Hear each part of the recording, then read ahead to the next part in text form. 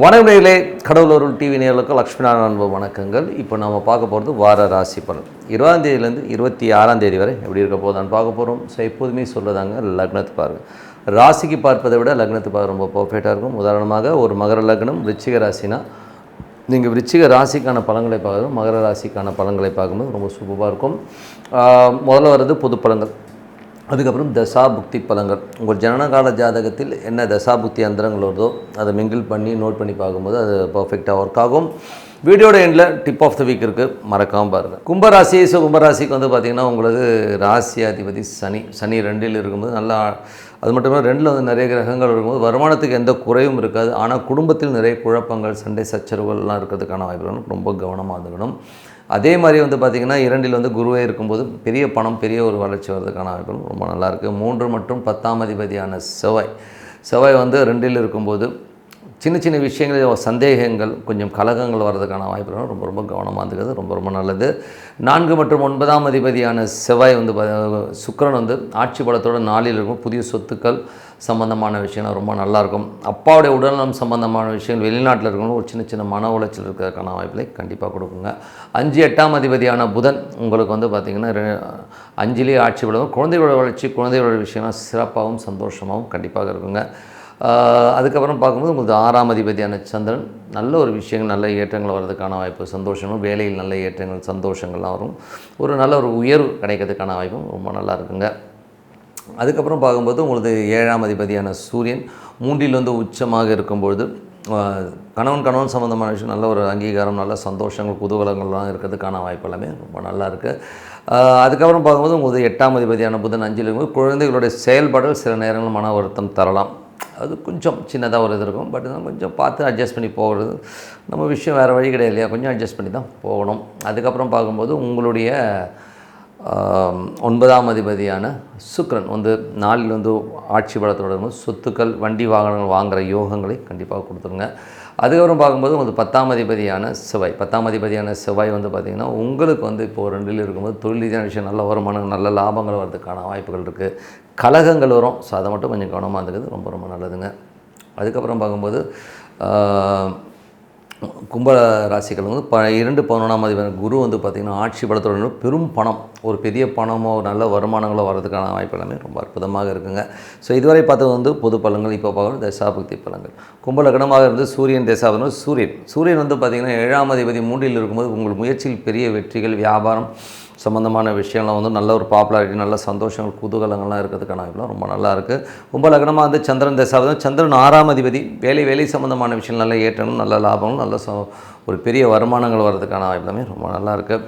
அப்புறம் பார்க்கும்போது கும்ப லக்னமாக வந்து செவ்வாய் தசாபதி. செவ்வாய் வந்து பார்த்திங்கன்னா 3, 10ஆம் அதிபதி 2ல் இருக்கும்போது சின்ன கலகங்கள் ஏற்படும் போது கொஞ்சம் பொறுமையாக ஹேண்டில் பண்ணுறது ரொம்ப நல்லது. அதே நேரத்தில் வந்து தொழில் ரீதியான விஷயங்கள், ஒரு முயற்சியில் ஒரு பெரிய வெற்றி கிடைக்கிறதுக்கான வாய்ப்புகள் இருக்குது. தொழில் வந்து கொஞ்சம் கவனமாக இருக்கணும், கொஞ்சம் அலைச்சல்கள் ஜாஸ்தியாக இருக்கிற மாதிரி ஃபீலை கண்டிப்பாக கொடுக்குங்க.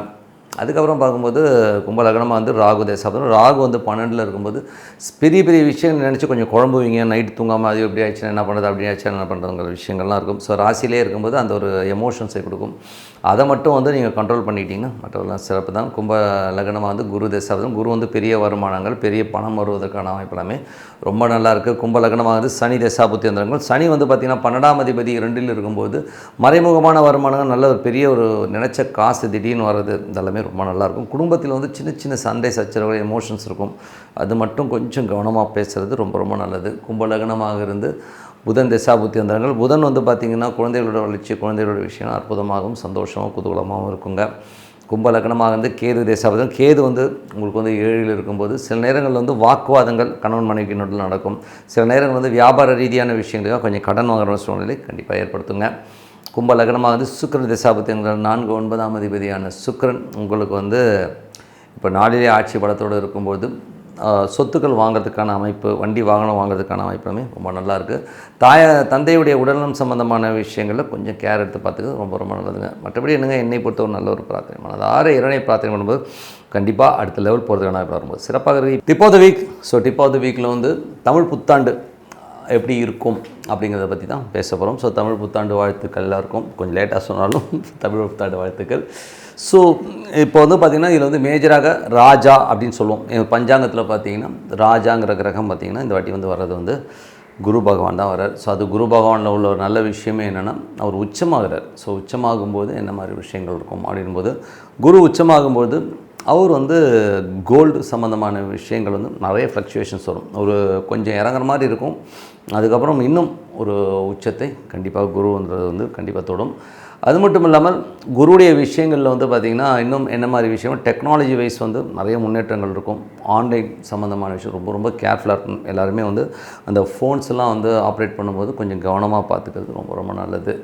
ஏன்னா வந்து அந்த டைமில் வந்து கடகம்ங்கிறது வந்து கொஞ்சம் ஏடகடமான ஒரு வீடு தான், ஓகேங்களா. ஸோ அப்படி இருக்கும்போது ஆன்லைன் டெக்னாலஜியில் வந்து மற்றவர்கள் நம்மளை வந்து காலி பண்ணுறதுக்கான வாய்ப்புகள் நிறைய இருக்குது. ஏன்னா சந்திரன் வந்து அந்த டைமில் வந்து ராகுல போகும்போது அந்த டெக்னாலஜி வைஸில் வந்து ரொம்ப ரொம்ப கேர்ஃபுல்லாக இருக்க வேண்டியது தான் ரொம்ப ரொம்ப முக்கியம்.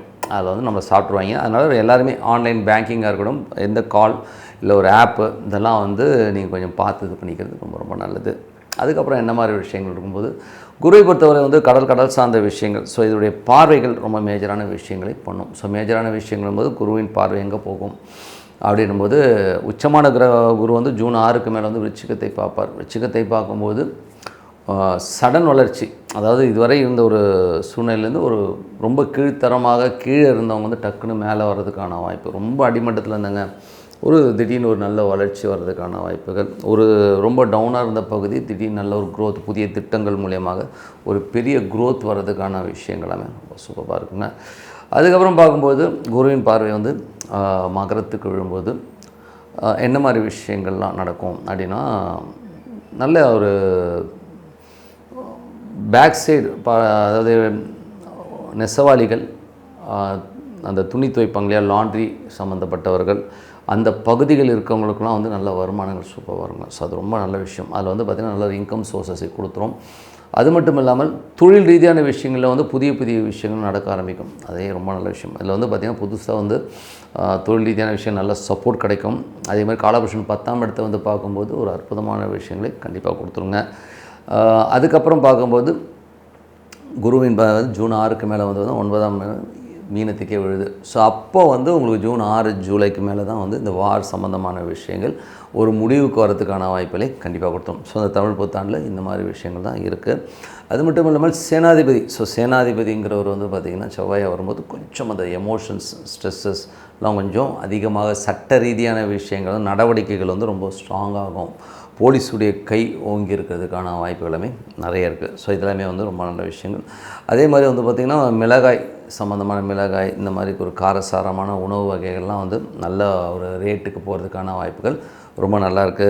ஸோ அதுக்கப்புறம் பார்க்கும்போது குழந்தைகள், ஸோ குழந்தைகளால் வந்து பார்த்திங்கன்னா நல்ல ஒரு விஷயங்கள் நடக்கும். ஸோ குழந்தைகள் வந்து எப்படி இருப்பாங்கன்னா, குழந்தைகள் விஷயங்கள் ரொம்ப நல்லா, பட் குழந்தைகளுக்கு வந்து சில நேரங்களில் ஒரு பர்டிகுலராக ஒரு 1 மந்த் பார்த்திங்கன்னா ஒரு ஃப்ளூ மாதிரி வரும். ஸோ அந்த மாதிரி வரும்போது கொஞ்சம் கவனமாக பார்த்துக்கணும், அவ்வளோதான். மற்றபடி வந்து இதெல்லாமே ரொம்ப சிறப்பாக இருக்குது.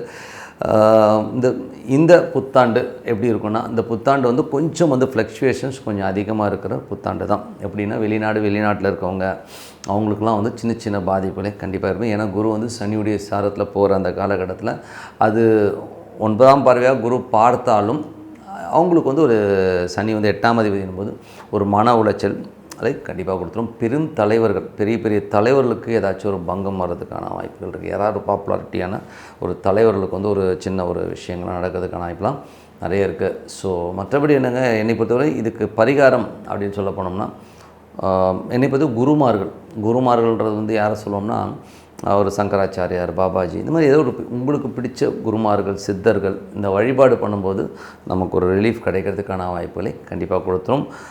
மற்றபடி ஒரு பெரிய பாதிப்புன்னு ஒன்றும் கிடையாது. பட் இருந்தாலும் மணி ஃப்ளக்சுவேஷன்ஸ் கொஞ்சம் இருக்கும். குழந்தைகளை கொஞ்சம் ஜாகிரதையாக, குழந்தைகள் வந்து தேவையில்லாத சின்ன சின்ன மொபைல் மூலியமாகவோ ஏதோ ஒரு மூலியமாக ஒரு சின்ன ஒரு உபத்திரம் வந்து போகும். அதனால் குழந்தைகளை கொஞ்சம் கேர்ஃபுல்லாக பார்த்துக்கணும். மற்றபடி எல்லாமே தான். கோல்டு விலை இறங்குறதுக்கான வாய்ப்புகள் கொஞ்சம் இறங்கும். அதுக்கப்புறம் திருப்பி ஒரு 2 மடங்கு ஏறதுக்கான வாய்ப்புகள் தான் இந்த ஆண்டு இருக்குது. ஸோ அதனால் வந்து இந்த தமிழ் புத்தாண்டு வந்து அற்புதமான விஷயங்கள், நல்ல விஷயங்கள் நடக்கணும்னா கண்டிப்பாக நடக்கும். அதில் வந்து எந்த மாற்றம் இல்லை. பட் இருந்தாலும் கொஞ்சம் டென்ஷனான ஆண்டு தான்.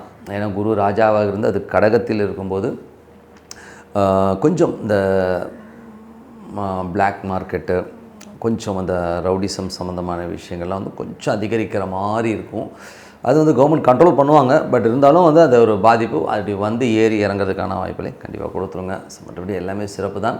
தொழில் ரீதியான விஷயங்கள் வந்து பார்த்திங்கன்னா நிறைய கேப்சரிங் இருக்கும். பெரிய பெரிய கம்பெனிகள் வந்து கொஞ்சம் ஃப்ளக்சுவேட் ஆகும். நிறைய கம்பெனிகள் வந்து வேறு கம்பெனிக்கு விற்றுட்டு போகிற சூழ்நிலையும் கண்டிப்பாக ஏற்படுங்க. ஸோ இதெல்லாமே இருக்குது. பட் நார்மல் பர்சனுக்கு எப்படி இருக்கும்? நார்மல் பர்சனுக்கு வந்து எந்தவித ப்ராப்ளமும் வராது. எப்படியாச்சும் வந்து ஏதாச்சும் ரூபத்தில் வந்து அவங்களுக்கு கிடைக்க வேண்டிய விஷயங்கள் கரெக்டான டைமுக்கு கிடச்சிரும். அதில் எந்தவித மாற்றம் இல்லை. பட் பெரிய ஆளுங்களுக்கு மட்டும்தான் வந்து கொஞ்சம் பெரிய பிஸ்னஸ் பண்ணுறவங்க, பெரிய லெவலில் திங்க் பண்ணி பெரிய லெவலில் வந்து நான் இன்வெஸ்ட் பண்ணியிருக்கேன்றவங்களும் கொஞ்சம் ஜாக்கிரதையாக இருக்க வேண்டிய ஒரு காலகட்டங்கள். ஏன்னா வந்து குருவுடைய விஷயங்கள் அந்த மாதிரி அது வெளிநாடு முதலீடெல்லாம் வந்து கொஞ்சம் இப்போ தவிர்த்துக்கிறது ரொம்ப ரொம்ப நல்லதுங்க. மற்றபடி எல்லாமே சிறப்பு தான். குரு பகவான் ஆட்சி பலத்தோட ராஜாவாக இருக்கும்போது நீங்கள் வணங்க வேண்டிய தெய்வம் காமாட்சி அம்மன் வணங்கலாம். அதே நேரத்தில் வந்து பார்த்தீங்கன்னா சித்தர்கள் வழிபாடு, பெரியவர்கள், பெரிய மகான்கள் வழிபாடு வந்து உங்களுக்கு ஒரு நல்ல ரிலீஃப், நல்ல ஒரு விஷயங்களை கண்டிப்பாக ஏற்படுத்துங்க. மற்றபடி என்னங்க, என்னை பொறுத்தவரை நல்ல ஒரு பிரார்த்தனை, ஒரு சிறப்பான வழிபாடும் உங்கள் வாழ்க்கையை அடுத்த லெவலுக்கு கண்டிப்பாக கொண்டு போடும். உங்களது விடைபெறுவது உங்கள் லக்ஷ்மி நாராயணன். நன்றி. கடவுள் அருள் டிவியை பார்த்தமைக்க நன்றிகள். மேலும் இது போன்ற தகவல்களை தெரிந்து கொள்ள கடவுள் அருள் டிவியை சப்ஸ்கிரைப் செய்யுங்கள். மறக்காமல் பெல் ஐக்கானை கிளிக் செய்யுங்கள்.